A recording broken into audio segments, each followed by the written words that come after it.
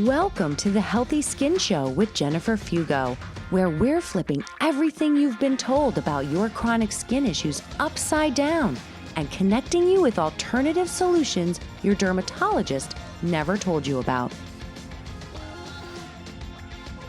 Welcome back to episode number 173 of the Healthy Skin Show. In today's episode, we're going to be taking a deep dive into some more fungal organisms. I know you guys love when I talk about yeast, and specifically we're going to focus on Malassezia today.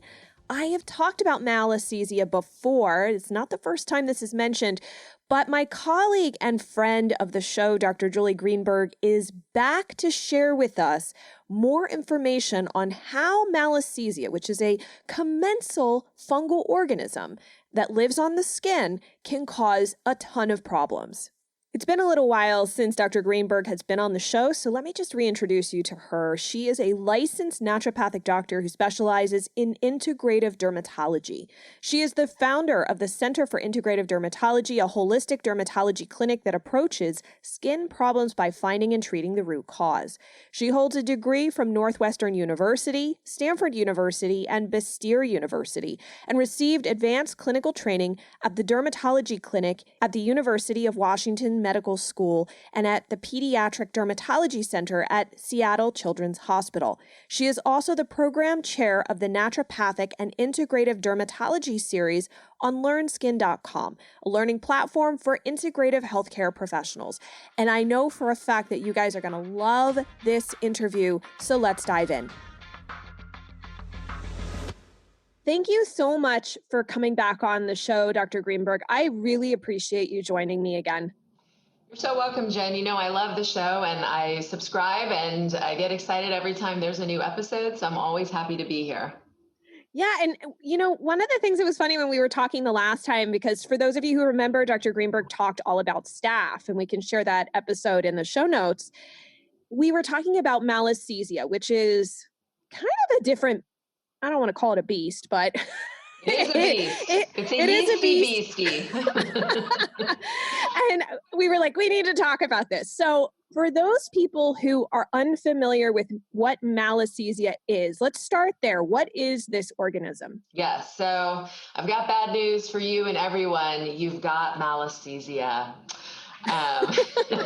It's everywhere. So it is a lipophilic yeast. That means it eats lipids. And it's a normal part of our human body, our microflora.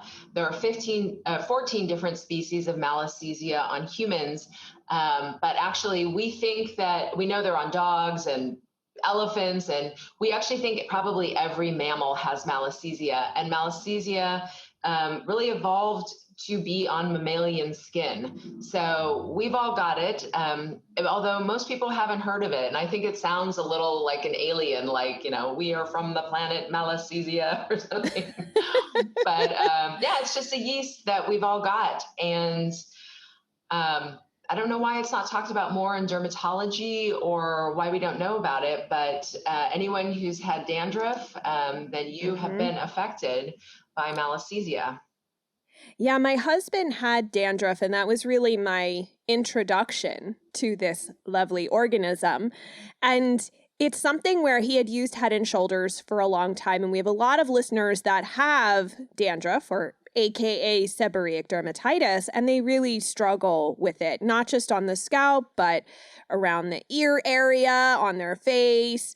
And so what are your thoughts about Malassezia in regards to seborrheic dermatitis? Yeah, so Malassezia causes a lot of different skin conditions, but the most common is, as you said, seborrheic dermatitis, and we call it sebderm. So sebderm can be twofold. You can have sebderm of the scalp, which in adults is dandruff, and over 50% of adults will have some form of dandruff in their life, and that's usually a non-inflammatory form of seborrheic dermatitis.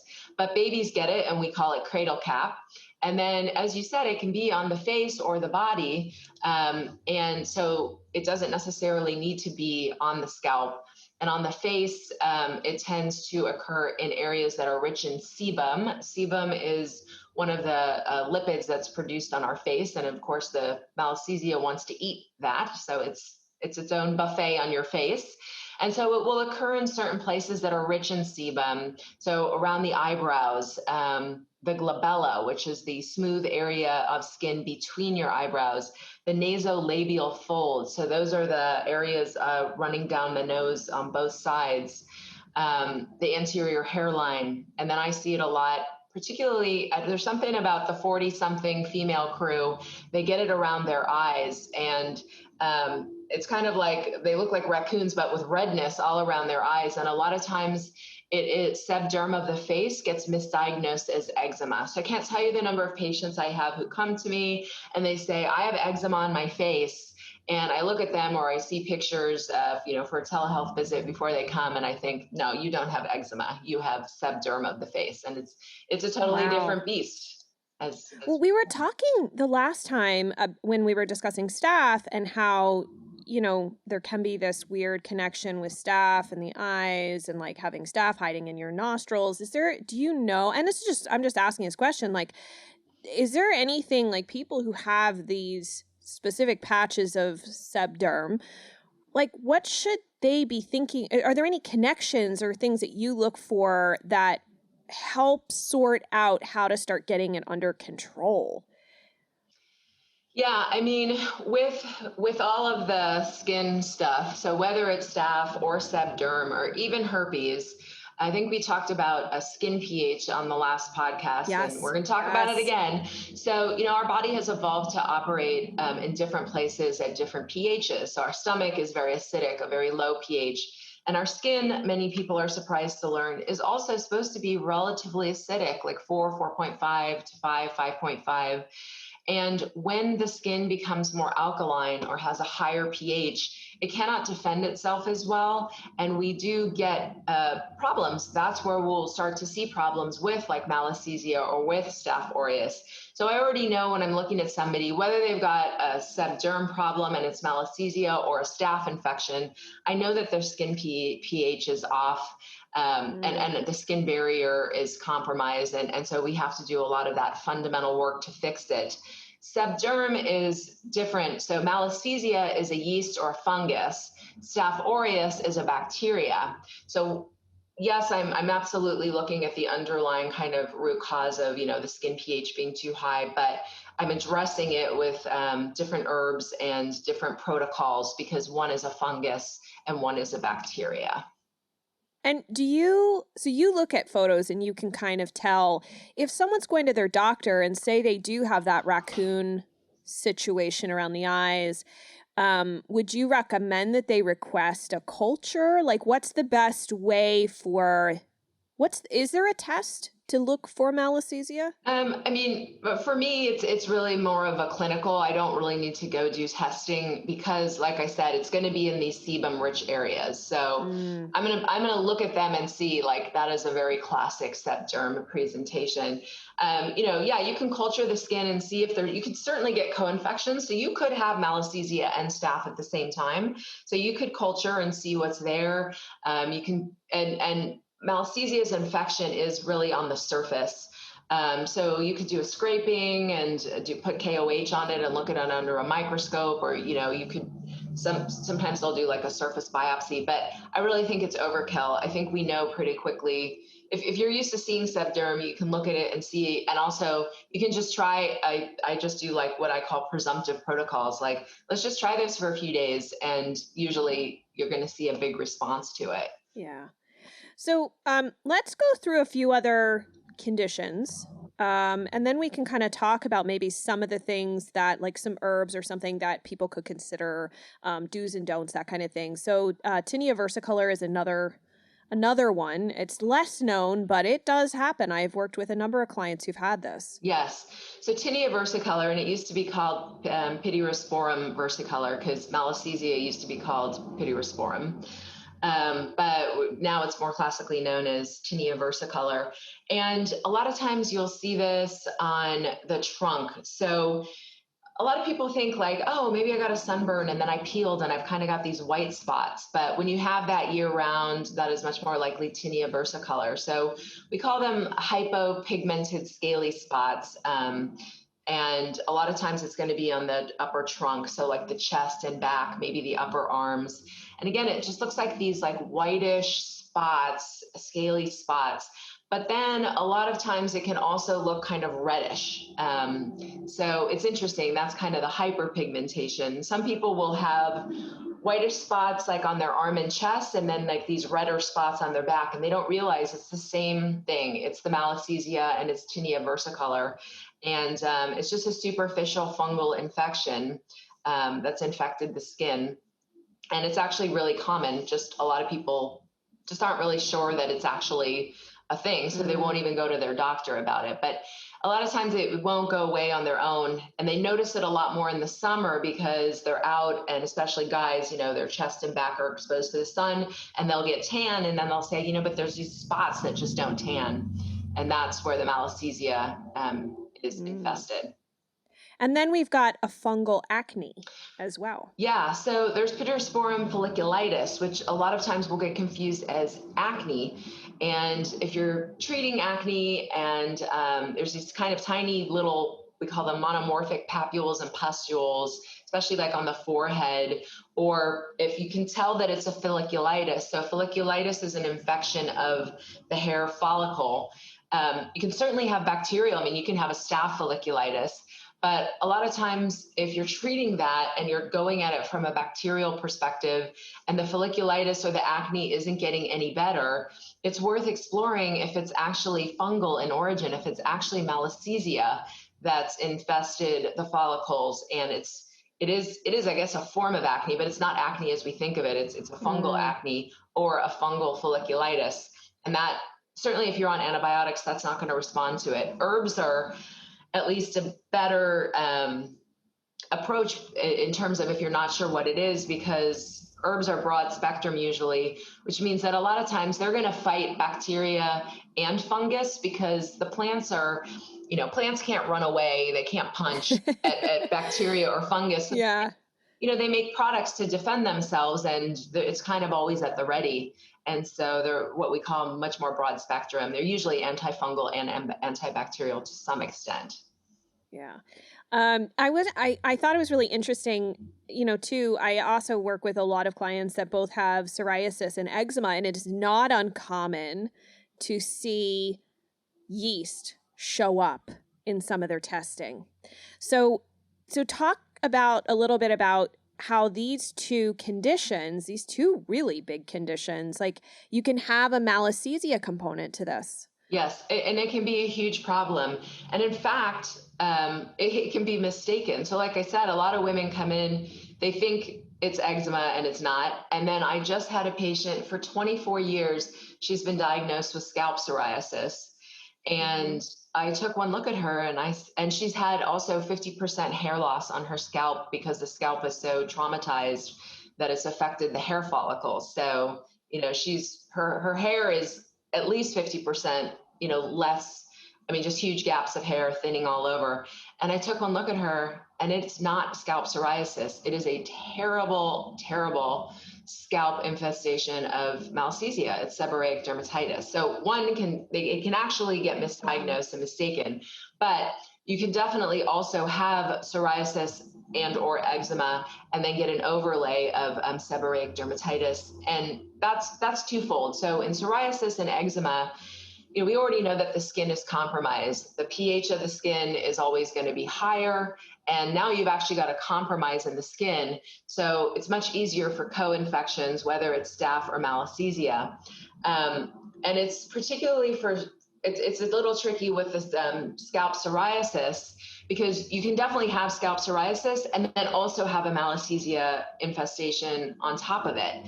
And so you do want to treat that, because you're going to improve the scalp either way. Even if you've got scalp psoriasis, if you've got Malassezia on top of it, you're going to do a lot of good things for the scalp by specifically treating the Malassezia. And same for the eczema. I mean, it's so irritating to the skin. But yeah, those co-infections exist a lot and need to be treated separately.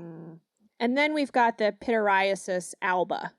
Yeah, so Pederiasisalba is also there's some, depending, we don't know exactly what the root cause always is of Pederiasisalba is, but we do think that Malassezia yeast play a role, and the same reason in terms of the Tinia versicolor. So Pederiasisalba is usually on the face, and you usually get these hypopigmented white spots. So it kind of looks like a Tinia versicolor, but it's just on the face. Well, and Pederiasisalba and skin of color, it's actually much easier to see because you can see the hypopigmentation. The Malassezia yeast produces a metabolite, pedericitrin, and it inhibits an enzyme called tyrosinase, and that can cause the hypopigmentation. So, Malassezia is all over the body, particularly on the scalp and face, but it really manifests when it gets overgrown in lots of these different ways.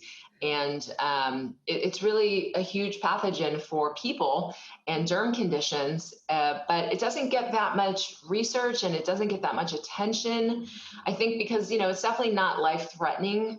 But it can be life-wrecking. Yes. Though. I think that's an important point to make, because I have talked to people who are performers who are like, there was one gentleman that contacted me. He's like, I don't know if he was a celloist or whatever in an orchestra. And he's like, I can't wear a black tuxedo, right, because of how bad this is. Or people who have such severe, it almost looks like, I know with my husband, when it would get really bad, his skin and around his scalp and the front looked like he was on fire. Yes. It was so irritated. So I think that's an important distinction that, and I love that you're there to help support people through this, is that while for conventionally, it's just like, here's a topical, here's this. Although I have had one dermatologist that was willing to give a client who ended up with tinea versicolor, I think she gave her nystatin or some other diflucan or something like that, which also did help. But as far as like how this happens, I mean, obviously a disturbance of the skin pH, but do you have any other thoughts about what would allow a normal commensal organism on the skin to get so out of control?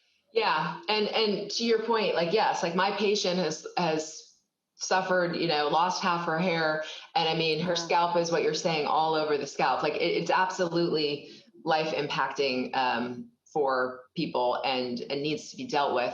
The causes of Malassezia, of infestation, is something we're still trying to figure out.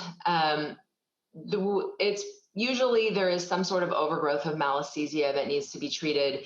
It seems to be less an overproduction of sebum. So it's not so much that these people are producing so much sebum that it's causing a Malassezia overgrowth, but we know there's functional changes on the skin. So again, the higher pH of the scalp and skin allows, Malassezia wants the higher pH, so that allows it to thrive. But we see real changes in the scalp and skin of people who get Malassezia infections. So there's changes in lipid metabolism, there's changes in the composition of the fats on their skin and scalp, and we're not sure why that happens. There's changes in the amino acid profile. There can be changes in vitamin metabolism on the skin, changes in the microbiome. And interestingly, especially in our atopic dermatitis patients, there's an actual immune response that goes on. And anywhere from, they've had stats of 20 to 80% of people with eczema, with atopic dermatitis, have an IgE immune response. And part of what's happening is, so Malassezia feeds on our sebum. So that's part of what causes the dry, flaky skin. And that it's both the scalp and the face, because they're eating the sebum, and the sebum is what moisturizes the skin. But it's not just that they've eaten up your sebum. It's that the Malassezia, as kind of a byproduct, it can process saturated fatty acids, but not unsaturated fatty acids. So now the unsaturated fatty acids produced or as a byproduct sit on top of the skin. And for some reason, people who have, dandruff or sebderm or all of these problems, the reason why it looks red and inflamed is they are having an actual immune response to these byproducts. And we're not sure exactly why. One of the biggest things that gets left behind is an unsaturated fatty acid called oleic acid. And a lot of people have sensitivity to oleic acid, as many as 50% of the population. We're not sure why. Oleic acid is actually one of the major constituents of olive oil. It's why I do not like olive oil at all as a base of any of my skin products. Not just if you've got a dandruff or a sebderm problem, you should not be using olive oil on your skin, full stop. But so much, 50% of the population has a sensitivity to oleic acid that I don't use it as a carrier oil for any of the skin products that I use. And I don't know why it gets used so much in skin products, but some manufacturers are starting to swap that out for other carrier oils, like a sunflower seed or a grapeseed oil, things like that. But yeah, there's an actual immune response that's going on.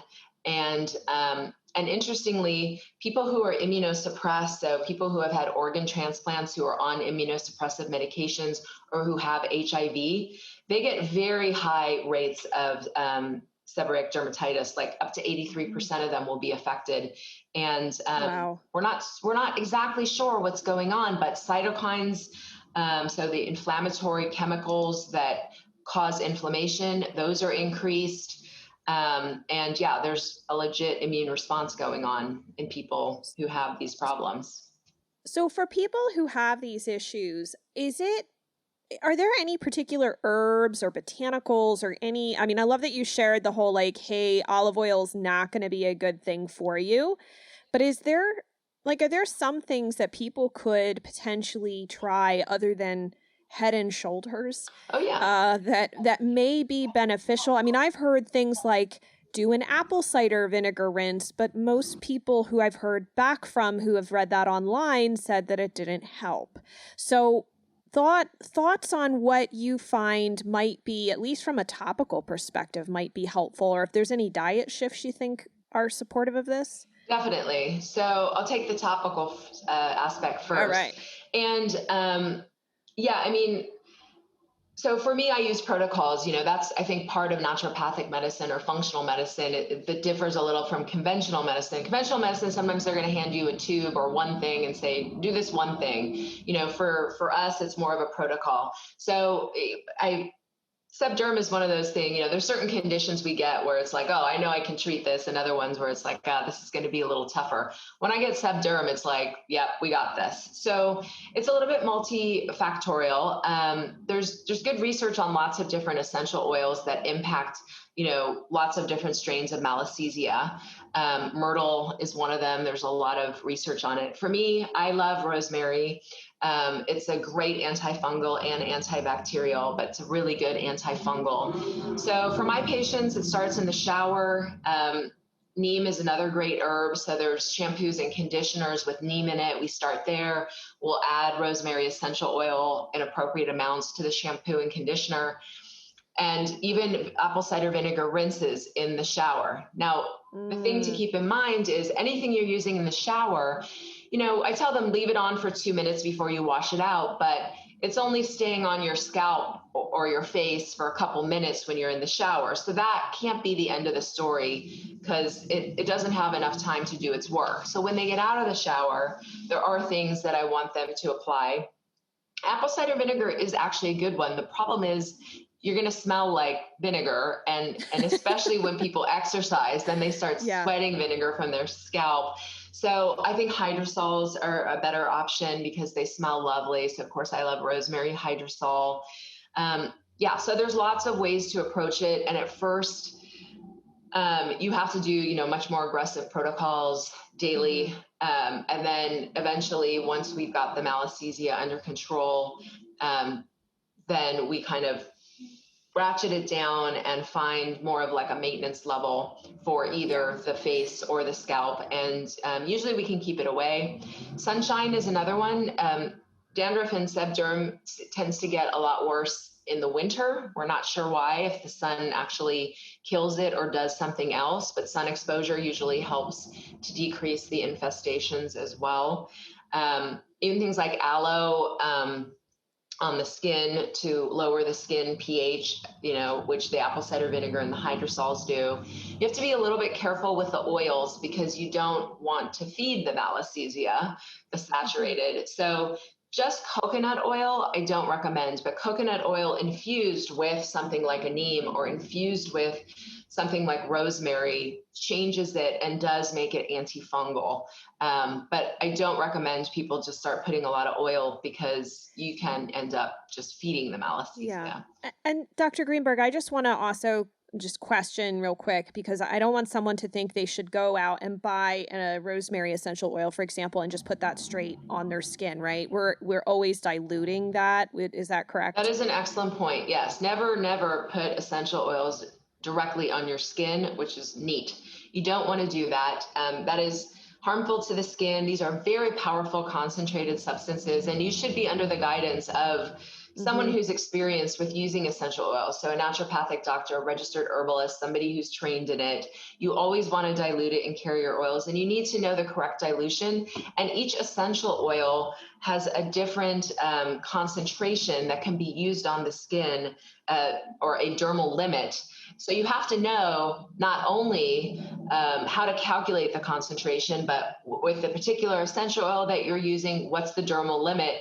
And now if you're creating a combination of essential oils, what would be the total dermal limit that you would want? So yeah, I do not recommend that people do this on their own. It needs to be under the guidance of a professional, or you can do a lot of damage. And certain essential oils like bergamot are phototoxic. So if you put them on and then go in the sun, you can suffer a very extreme 3rd-degree burn of the skin that can leave you scarred for a lifetime. So yeah, it's not something to just play around on your own with essential oils. Yeah, I like to be very clear about that, because I never want someone to go and start going, oh, essential oil is great. I have a bottle in my cabinet. Let me just put it on my skin, and then we've got problems. Absolutely. So thank you for clearing that up. And so since we're getting close to the end, I want to make sure to talk about are there any dietary suggestions that you usually make? Because I think the important thing to also share with people here is this is not just an outside job, right? That's typically how it's addressed in conventional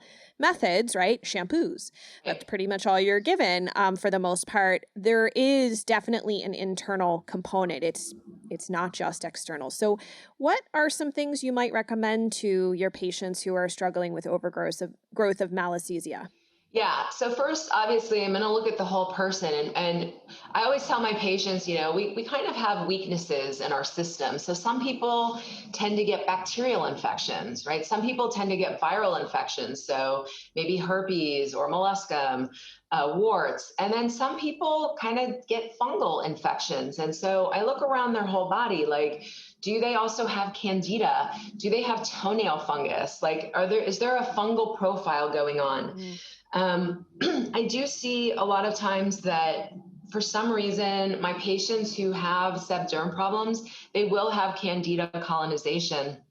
And we're not sure exactly what it is, but there seems to be a cross reaction of immune response between the body producing antibodies and a response to candida in the gut, and then sebderm on the skin. And I think we still don't know the exact correlation, but hopefully, in the future, research will help elucidate, more than just the fact that they're in the yeast and fungal family, exactly what's happening. But I look and try to see if there's a candida colonization. In babies with eczema, I often see candida along with the sebderm, the cradle cap. That's very, very common. I see that together all the time in babies. And then the third component I see is that they have a milk sensitivity, and not human, but cow or goat milk, and adults as well. So anybody who's dealing with sebderm, I ask them to cut out dairy, at least while we're treating it, and to see if it makes a difference. Again, we're not sure what that connection exactly is, but there is one clinically that I see all the time. A baby obviously is going to have a tougher time cutting out dairy if they're on a formula, but there are several dairy-free formulas for babies. I don't know if I can mention brands on here, but there's some one just came out as an almond-based product for toddlers. There's pea-based. Okay. So yeah, there are options for getting a baby off of cow or goat formula. And if they're suffering from cradle cap, and particularly also with eczema, we get them off it. And a lot of times that can make a huge difference in their skin. So, and also sugar feeds candida. And so if I'm not sure if there's a candida problem, I do ask patients with any sort of Malassezia problem to reduce sugar in addition to the dairy. And that usually helps out a bit as well. Yeah. And I think that first of all, these are amazing suggestions. And I'm glad that, for someone who's realizing now that Malassezia is a thing they need to pay attention to, not just staph or some of these other issues that we talk about, they also are being given this direction too, that this is more of a systemic issue. It's not just concentrated at the skin, right? Isn't that that's been the whole thing the entire time for years and years? When I went to the dermatologist, it's like, oh, it's just on your skin. Right. It's just your skin. We're oriented to just think the problem is there where we see a patch or a rash, and that's not the case. There's so much going on underneath the surface. And if you only address what's happening at the surface, you're missing a huge piece that may be why you're stuck in this sort of management situation. Absolutely. I say, with these derm conditions, for so long we've been poking at the skin, thinking, oh, that's where it's happening.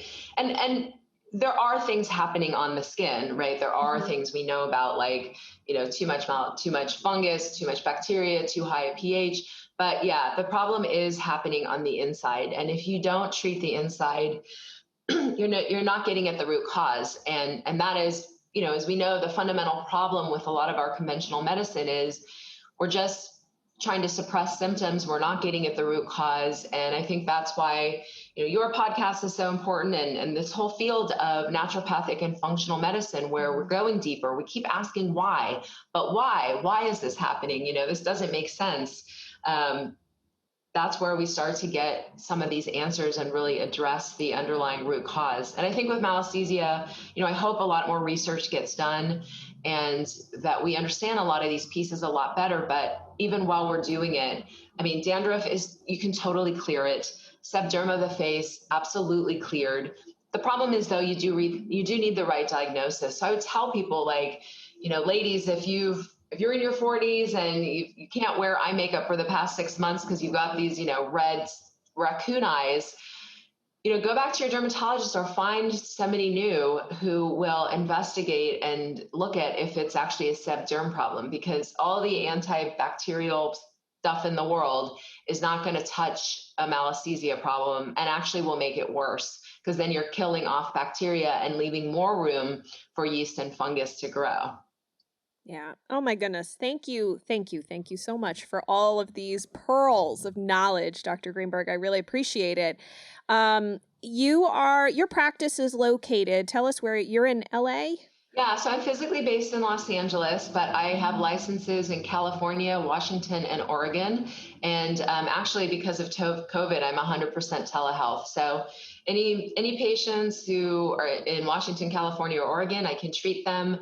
And people who are in other states, you can contact me with questions. I'm contact@integrativedermatologycenter.com. And, I'll try to help you out, maybe find somebody in your area or answer a question here or there.